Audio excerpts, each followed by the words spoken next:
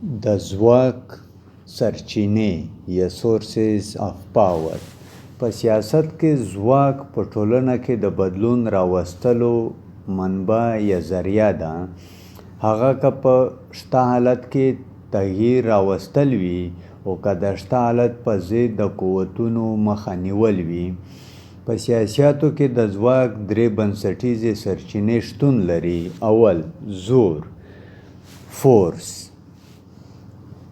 زور هغه حقیقي یعنی فزیکی ځواک یا ګواښل شوی یا متوسط ځواک په کار اچولو ته وایي چې له مخه یې خپله اراده په نورو ومني. کله چې واک لرونکي مشران خپل سیاسي ناراضیان یا مخالفان بندي کوي یا حتی اعداموي، دوی په دې توګه زور اچوي یا زور په کار راولي. اکثر وختونه د مطلق ځواک کارول لږ لاسته راوړنې لري، که څه هم خلک په فزیکي توګه محدوده کیدی شي، خو د لږ امکان لري چې یوازې د زور په واسطه پیچلې ستونزې هوارې کړل شي. دویم نفوذ چې په انګریزي کې انفلوئنس ورته وایي. دا د هڅونې د پروسې د لارې د ځواک تمرین ته اشاره کوي. دا د نورو وګړو د پریکړو او کارونو د اغیزمنه کولو وړتیا ده. یو وګړی ممکن د سیاسي رهبر لخوا په لاریون کې د پاروونکي وینا له اورېدو وروسته خپل دریځ بدل کړي. دا د نفوذ یوه بیلګه ده چې د خلکو د هڅولو هڅې څنګه کولی شي د یو چا نظر بدلولو کې مرسته وکړي. دریم واک چې په انګریزي کې اتھارټي ورته وایي. دا هغه ځواک دی چې بنسټیز یا اداري شکل یې اخیستی او د خلکو لخوا پیژندل شوی دی چې په کومو تمرین کیږي. دا د پریکړو کولو او نورو د عملونو یا کارونو د ترتیب کولو لپاره رامنځته شوی. دا د مشروع یا قانوني ځواک بیلګه یا ډول دی.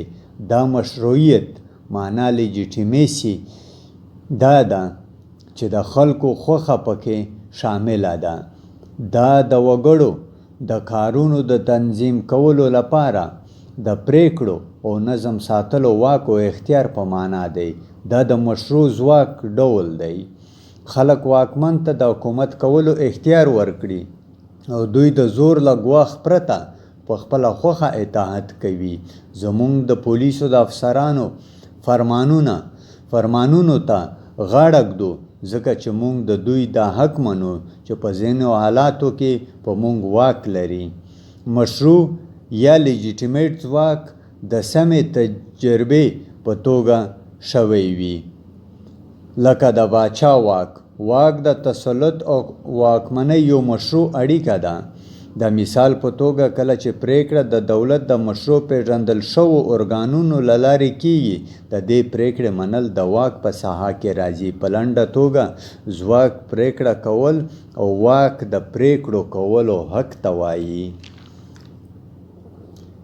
د واک ډولونه یعنی ټایپس آف اتھارټي. عنعنوي یا روایتي واک ټریډیشنل اتھارټي دا اول دی. دا روایتي واک دی چې د دود، روایت یا منل شوي عمل لخوا ترلاسه کیږي. دودیز واک د وخت د تیریدو سره تش په نوم پاتې شي، لکه د باچا، تاسیس شوی سلطنت یا مذهبي مشر په څیر. دا د یو نه لیکل شوي یا یو ځای کړل شوي ډلهییز احساس پر اساس ولاړ وي چې مناسب او اوږدمهاله تجربه خلک ورسره لري، نو ځکه یې مشروع مني. په پیدرسري یا پلرنۍ ټولنه کې د میړونو په خپلو ښځو او د پلرونو په خپلو اولادونو واک منل کیږي، ځکه چې دا یو منل شوی عمل دی. په ورته ډول پاچا یا ملکه د تاج د میراث ته لرلو له برکته د حکمران په صفت منل کیږي. دویم قانوني منطقي واک لیګل ریشنل اتھارټي. دا په قانوني یا لیکلي مقرراتو یعنی په رسمي ډول نافذ شوي نورمونو کې رامنځته شوی واک وي. چې دا په ګوته کوي چې ټولنه به څنګه اداره کیږي. دا د واک هغه ډول دی چې د کار په ځایونو، حکومت، ښوونځیو، پوهنځیو او ډیری لویو ټولنیزو سازمانونو کې منل کیږي. مشران یا رهبران خپل قانوني واک د سیاسي سیستمونو له لیکلي قواعدو او مقرراتو څخه لاسته راوړي. دا هغه واک دی چې د عصري بیوروکراتیک سازمانونو خاصیتونه په ډاګه کوي. عقلي واک د کورنۍ یا شخصي ځانګړتیاو په ځای مشرتابه ته د قانون د لارې د واکمنۍ اختیار ورکوي. دریم، کریزماتي واک یا کریزمټیک اتھارټي. کریزماتي واک د مشرتابه هغه مفهوم دی چې د آلماني ټولنپوه ماکس ویبر لخوا رامنځته شوی.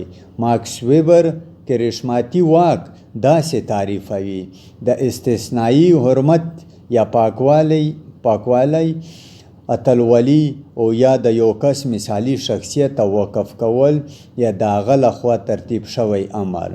د فرد شخصي ځانګړتیاوې د کریزماتي واک لپاره مرکزي مفهوم لري او دا د هغه د نورو خلکو څخه حقیقي یا تسلیم شوی لوړوالی دی چې نور خلک د هغه واک منلو ته اړ باسي. کریزماتي واک له دې کبله په زړه پورې دی چې دا په کوم بهرني رسمي جوړښتونو او نورمونو باندې د بریا لپاره تکیه نه کوي لکه هغه نور دوه ډولونه یې چې کوي. د دې له امله د ځواک جوړښتونه چې د بریالي کېدو لپاره په کریزماتي مشرانو تکیه کوي ممکن له منځه لاړ شي. که چیرې مشر مړ شي یا لاړ شي، په داسې حالت کې مخه نیولو په خاطر پکار ده چې د ځایناستي پلان جوړول په لومړیتوبونو کې وي او د کریزما د یو مشر څخه بل مشر ته د لیږد پروسه باید شتون ولري. مننه د خان شهید لایبرري یوټیوب چینل سره د ملګرتیا.